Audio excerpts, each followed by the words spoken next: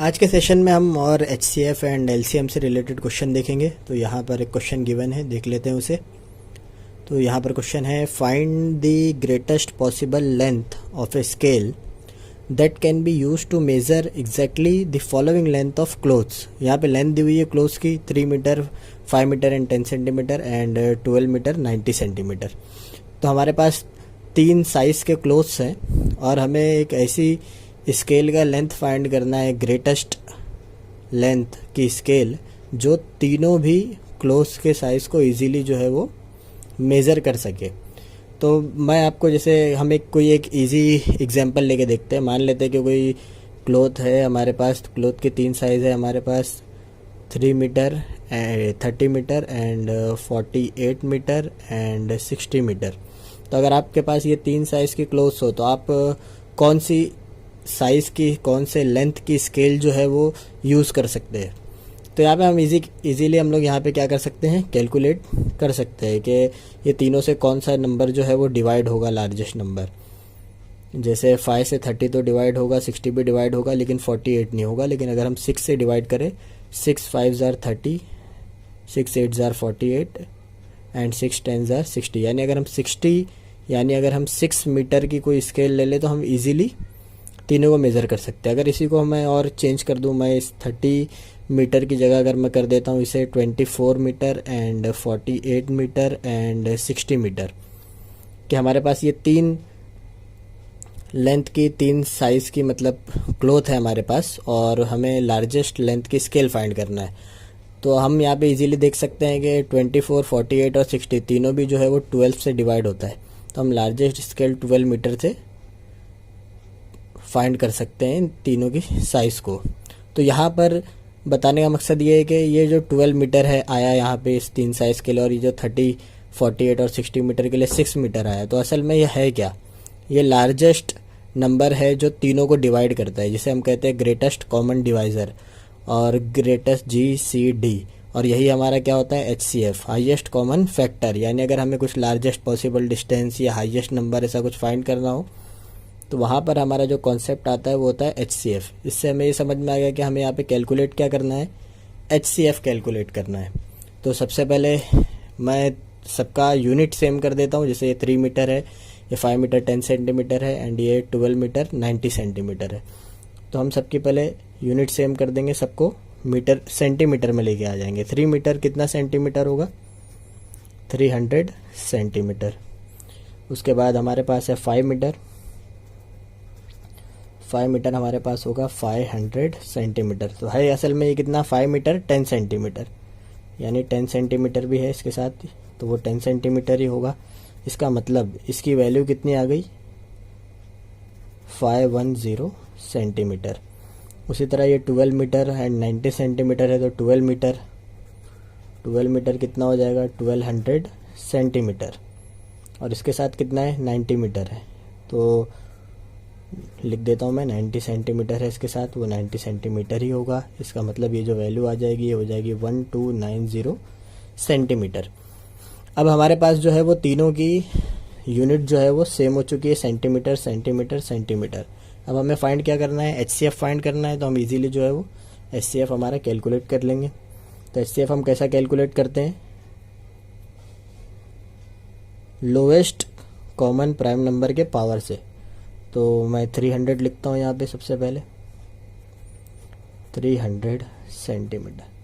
तो 300 का मुझे कैलकुलेट करना है HCF। तो 300 को मैं स्प्लिट करता हूँ। किस तरह से स्प्लिट कर सकते हैं हम इसे, 5 6 ज़ार 30 होता है, तो 5 इंटू 60 300 हो जाएगा।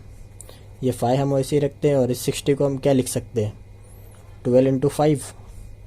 इसी 12 को हम और स्प्लिट कर सकते हैं, ये 5 और ये 5 भी मैं यहाँ लिख देता हूँ। और इस 12 को मैं लिख सकता हूँ 2 इंटू 3, 2 3 ज़ार 6, 6 2 ज़ार 12। तो यानी इसकी वैल्यू जो हमारे पास आ गई वो हो गई 5 का square multiply by 3 multiply by 2 का स्क्वायर। उसी तरह अगर हमें देखना है नेक्स्ट 510 सेंटीमीटर।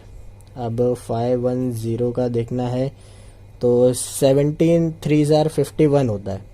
तो अगर 17 3 ज़ार 51 होता है तो एक और 0 लगा देंगे, 30 कर देंगे तो 510 हो जाएगा। अब इस 17 को वैसे लिखते हैं हम और मल्टीप्लाई 30 को हम स्प्लिट करेंगे और उसमें 30 कितना होता है 3 इंटू 10 30 होता है। तो 10 को मैं लिख देता हूँ 2 इंटू 5। तो यहाँ पर जो हमारी वैल्यू आ गई वो है 17 multiply by 5 multiply by 3 multiply by 2।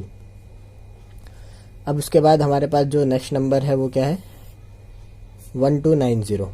अब 1290 का मुझे कोई टेबल नहीं पता है तो मैं इसे बेसिक वे में कैलकुलेट करता हूँ। 1290 तो इसे हम कैलकुलेट करते हैं। 2 6 jar 12, 2 4 jar 8, 1 2 5 jar 10। 2 unit place पे 5 है तो 5 से होगा। 5 1 जार 5, यहाँ पे 1, 5 2 जार 10 एंड 10 प्लस 4 14, यहाँ 4 आ गया 45। तो 5 9 जार 45। 12 है तो 3 4 जार 12 एंड 3 3 जार 9। 43 जो है वो प्राइम नंबर है तो किसी से नहीं होगा। तो यहाँ पे हमारा गया 5 इंटू 2 इंटू 3 इंटू 43। यानी अगर हम 1290 को स्प्लिट करेंगे तो हमें क्या मिलेगा 5 इंटू 3 इंटू 2 इंटू 43। तो 43 जो है वो हमारा कॉमन है ही नहीं तो इससे हमें कोई लेना देना नहीं। तो हम HCF कैसे फाइंड करते हैं lowest power of common prime number. तो 5 3 2 या 5 स्क्वायर 3 2 स्क्वायर। तो लोएस्ट पावर 5:1 3:1 2:1 ही है। तो ये हमारा क्या हो जाएगा HCF। तो अगर हम HCF लिखें 300, 510, 1290 तो हमारा जो आंसर होगा वो होगा 5 इंटू 3 इंटू 2 यानी 30 सेंटीमीटर। यानी अगर हमें इन तीनों साइज़ के क्लॉथ को मेज़र करना है लार्जेस्ट लेंथ की स्केल से तो वो स्केल की लेंथ कितनी होनी चाहिए 30 centimetre. I hope you understand. Next question कर लेते हैं। यहाँ हमें क्वेश्चन गिवन है 3 different size of oil containers have 513 litres, 783 litres and 1107 litres of oil. What biggest measures can measure all the difficult quantities exactly? तो यहाँ पर हमारे पास ऑयल कंटेनर है जो 3 साइज़ में अवेलेबल है हमारे पास। एक कंटेनर में 513 लीटर है, एक में 783 लीटर और एक में 1107 लीटर है। तो हमें यह बताना है कि लार्जेस्ट साइज़ का ऐसा कंटेनर हमारे पास होना चाहिए जो इन तीनों साइज़ को एग्जैक्टली जो है वो मेज़र कर सके। जैसे मान लीजिए हमारे पास मिल्क कंटेनर है 20 litre and 60 litre and 80 litre. तो ग्रेटेस्ट कॉमन डिवाइज़र वहाँ पे जो है वो 20 होगा। 20 लीटर से हम 20 भी मेज़र कर सकते हैं, 60 भी मेज़र कर सकते हैं, 80 भी मेज़र कर सकते हैं। तो ये क्वेश्चन भी जो है वो किसके लिए है हाईएस्ट कॉमन फैक्टर के लिए HCF के लिए। तो ग्रेटेस्ट कॉमन डिवाइज़र जो है वो हमारा HCF ही होता है। ये हमें बस याद करना है। अब इसमें कुछ करना नहीं, हमें सिंपली क्या करना है यहाँ पर इन तीनों नंबर्स के जो तीनों लीटर्स क्वांटिटी दी हुई है उसको हम सीधा HCF निकालेंगे तो हमें लार्जेस्ट क्या मिल जाएगा मेज़र ऐसी कंटेनर का साइज़ मिल जाएगा जिससे हम तीनों कंटेनर के क्वांटिटीज़ को मेज़र कर सकते हैं। जैसे अगर मुझे अब HCF निकालना है, HCF के लिए हम क्या करते हैं 513 तो इसका HCF निकालना है 3 1 जार 3, 3 2 5, 3 7 जार 21, 3 1 जार 3, देन 3 5 जार 15 प्लस 2 ये 2, फिर 3 7 जार 27, 57 आ गया। फिर 3 1 जार 3, 3 प्लस 2 5, फिर 3 9 जार 27, 19 जो है वो प्राइम नंबर है।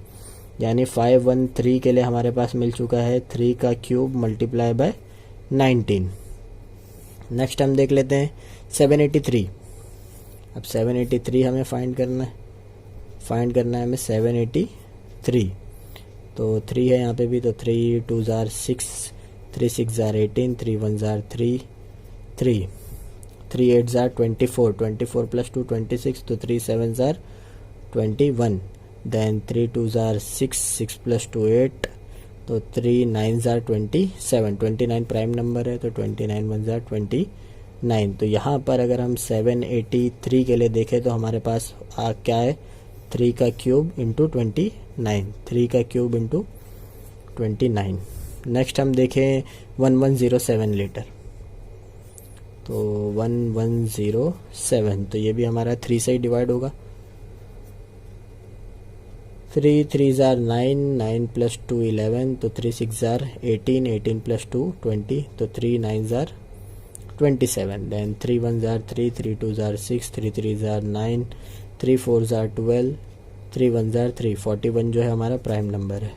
तो यहाँ पे भी 3 का क्यूब इंटू 41, तो 1107 इज इक्वल टू 3 का क्यूब मल्टीप्लाई बाय 41।